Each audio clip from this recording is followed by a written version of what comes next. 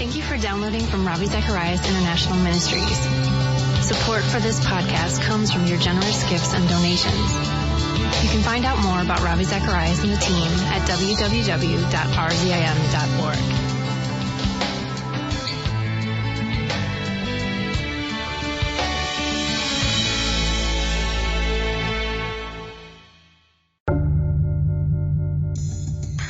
The hope in atheism is not there.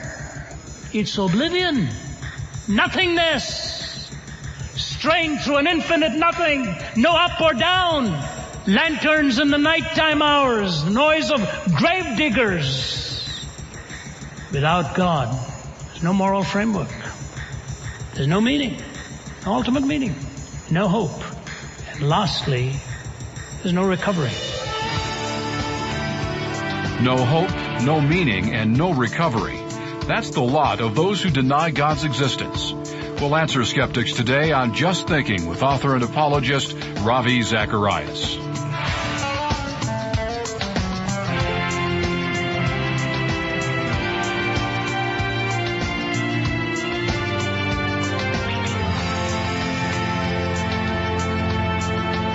All this week, Ravi has been crafting his response to atheists who have become quite emboldened in the last few years. But while they like to put up a brave front, at the end of the day, their lot is one to be pitied. As Ravi will tell you, these aren't talking points for winning a debate. They are serious questions that deserve an answer and are meant to get others thinking deeply about life and their need of a savior. Here's Ravi. The idea is this: if there is no moral lawgiver who is transcendent to you and me, then there is no moral law by which we must dictate our lives except the moral law that we invent for ourselves. The moral law says this: your life is of intrinsic value and I cannot violate it. If you take the 10 Commandments and put one word at the top of it, it'll be the word sacred. Life is sacred, time is sacred, property is sacred. Without God, there is no moral law. Without God, there is no meaning. Life has absolutely no meaning. But the third thing, He doesn't just promise you a moral framework, doesn't just promise you meaning. For the atheist, it is not there. The atheist has no hope. There's no hope beyond the grave. When life comes to an end, it's gone. It's finished like a vapor. I'll give you this little story and close with my final thought. You know, my father-in-law, my wife's visiting her mother in Toronto, and I'll be joining her next in just 2 or 3 days. I'm holding some meetings there, so we'll be together. But 4 years ago, she lost her father very suddenly. He was 85. From diagnosis to death in cancer, it was 4 months. Robust, healthy, fine man. I don't know if I've known a better man closely in my life than him. Perfect gentleman. Never saw him get into a car first without letting his wife in first. Never saw him sit down before he pulled the chair to let his wife sit down or his daughter sit down. He was the quintessential gentleman. I mean it. And when we lost him, and lost in my father-in-law, a man I so revered, my children just treasured him. But he shriveled down in the last 4 months as the cancer began to eat away at him, and he was so distraught because he never wanted to be seen with such indignity. He came down to a bag of bones, and then for a long time even couldn't speak. I went and spent some time with him and told him how much his life had meant, what a light it had been to so many. He was a World War II veteran. Great engineer, worked for Shell Oil all of his career, 30-some years. Churchman, devout elder, godly man, daily with his Bible and his hymn book. And then lost his ability to speak. And his daughters were gathered around his bed. And as the last breaths were entering his body, he managed to get just enough strength to say these 2 things. I've quoted him in my book, The Grand Weaver. He looked at his wife of 65 years and he mouthed the words, "Jean, I love you." And then he lifted his eyes to the heavens and he said this: "Amazing, just amazing." And he was gone.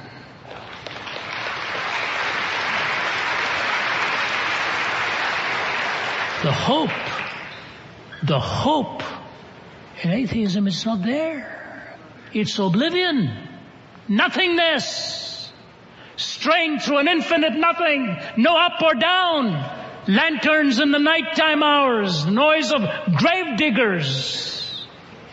Without God, there's no moral framework.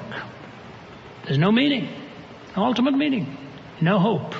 And lastly, there's no recovery.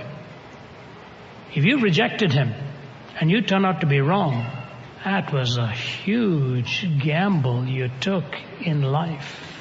If you believed in him and you were wrong, nothing doesn't want to be something. That's what Pascal said in his wager. He said, look, boys, if I've been wrong, what is your test for meaning? Happiness. And he said, I've been happy.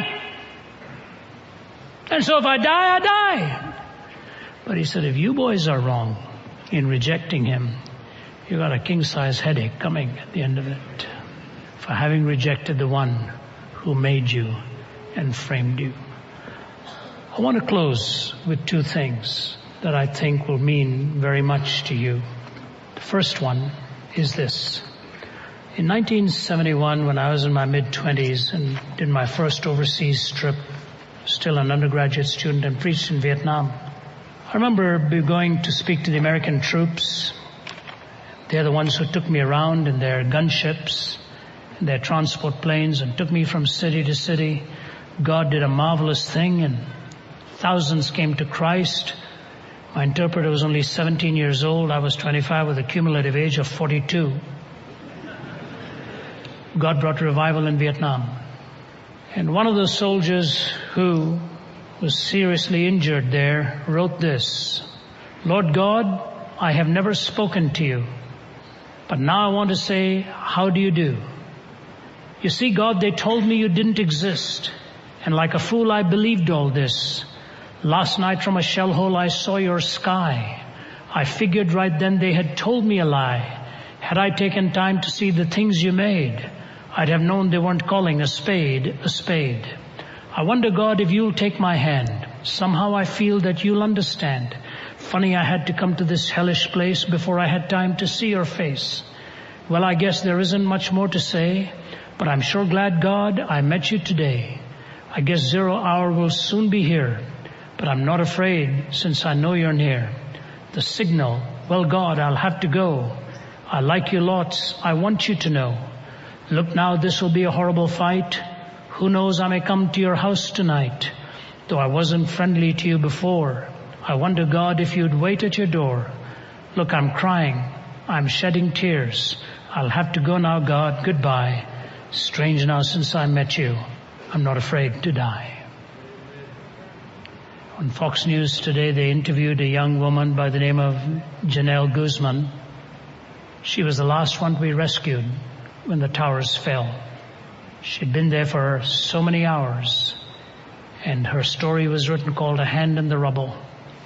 That hand was sticking out when the firefighters and others heard the sounds of life and dug out the rubble and rescued her.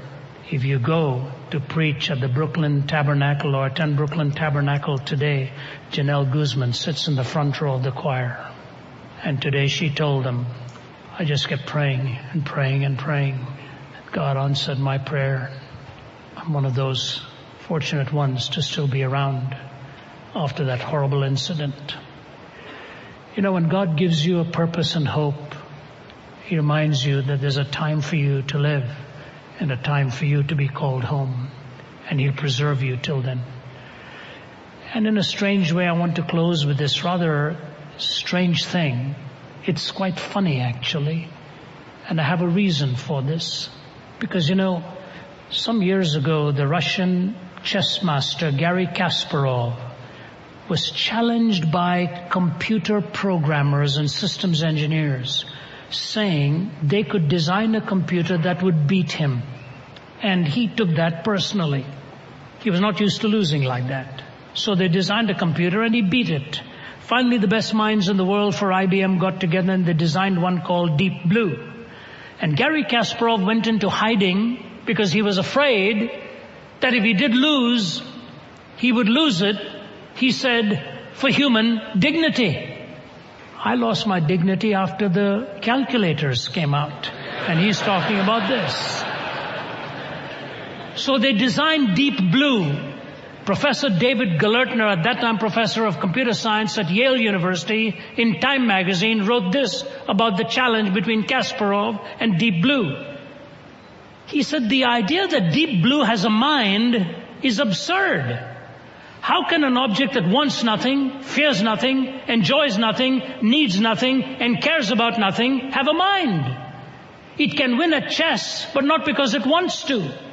No, it isn't happy when it wins or sad when it loses. What are its after-the-match plans if it beats Kasparov? Is it hoping to take Deep Pink out for a night on the town? No, it doesn't care about chess or anything else. It plays the game for the same reason a calculator adds or a toaster toasts, because it is a machine designed for that purpose. No matter what feats they perform inside, there will always be a big fat zero. No computer can achieve artificial thought without achieving artificial emotion too. In the long run, I doubt if there is any kind of human behavior computers cannot fake, any kind of performance they cannot put on. It is conceivable that one day computers will be better than human beings at nearly everything. I can imagine that a person might someday have a computer for a best friend. Oh, but that'll be sad. Like having a dog for your best friend, only sadder. The gap between the human and the surrogate is permanent and will never be closed. Machines will continue to make life easier, healthier, richer, and more puzzling, and human beings will continue to care, ultimately about the same things they always have about one another, and many of them about God. You see, he couldn't resist the fact that the difference between a machine and a human being is God. You're not a machine. You're a creature created in the image of God. And when you deny God, there's no moral law, there's no meaning, there's no hope, and if you're wrong, there's no recovery.